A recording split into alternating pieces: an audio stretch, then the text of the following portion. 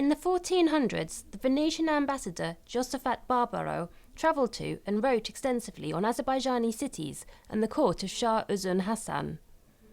By complete coincidence, the Azerbaijani not-for-profit arts organisation YARAT, which means create in Azeri, chose to locate their collateral event for the 56th Venice Biennale in Palazzo Barbaro, the ambassador's former residence. The connections were only uncovered later with the help of one of the two exhibiting artists, Rashad Alakbarov, and the curator, Suad Garayeva.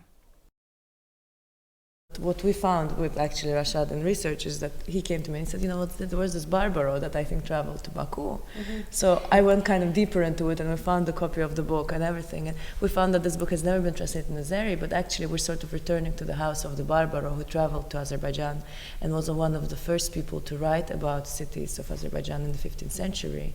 And was one of the first people to mention oil and how it is important for fire in Baku. Just one line kind of changed the whole story. So now and he also talks about how opulent it is there, and how Venice doesn't have anything of the sort. Really? In that sort of Persian, what we know as Persian Empire, of course, then ruled by a Turkic sort of Azeri important historical figure, Uzun Hassan. And he says, your pavilions, the silk and opulence is nothing we've ever seen before. And that's when kind of Venice is being built up to what we know to be in the sort of middle, 16th century and 17th century. And of course, then this shifting power, then Venice comes up, that area goes down, and now that's hence the lion, which is also very symbolic. In the courtyard. While he's sleeping, Venice is sort of, everybody's saying how it's sinking, and anyways, this is kind of the old world, this is the new world. So we're kind of here, let's say, voices from the east coming back. The exhibition, which comprises site-specific installations, is set to take visitors on a journey through time and space, bringing to the fore centuries of exchange and conflict between East and West and Baku and Venice.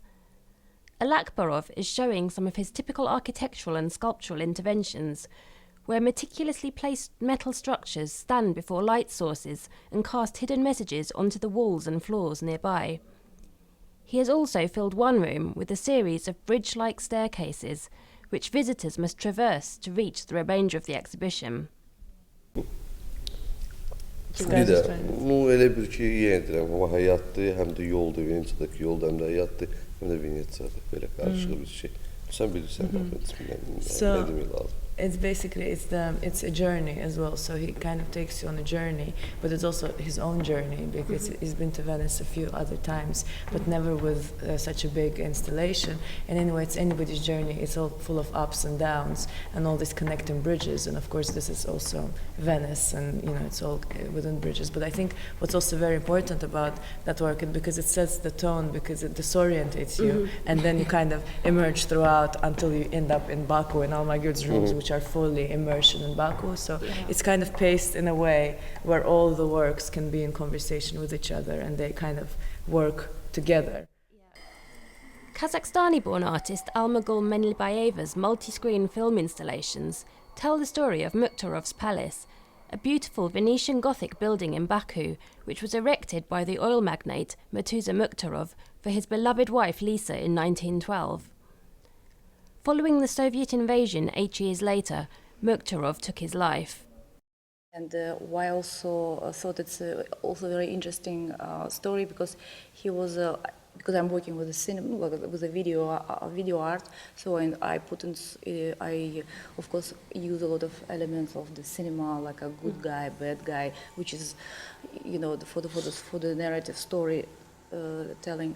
So for me it was quite interesting because he was also a person who was fighting, chasing Stalin, and they born in the same, they came from the same class, and it was quite interesting also to making build a story that the one is went to the took the other way, different way. They both took the different ways.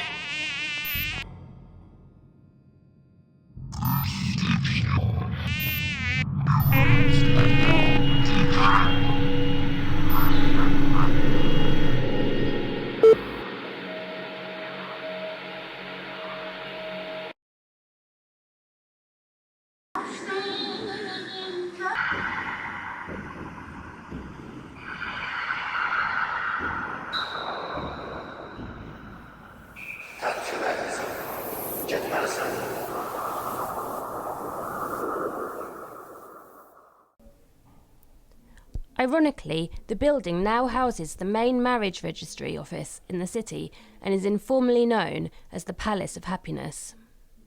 Another very important aspect of it is that it became a very important part of, say, Bakuvian vernacular. We don't even ask a question of where this building came from. And so kind of our question here was, what would happen if we then bring something very Bakuvian and infiltrate into Venice, kind of this reverse circle? Will it be sort of natural, or will it cause a conflict? As I always say, our third artist, I think, in the show we all agree, was Palazzo Barbaro, because the artist had to work so closely with the spaces, and we had to research so much its own history that it kind of brings its own story.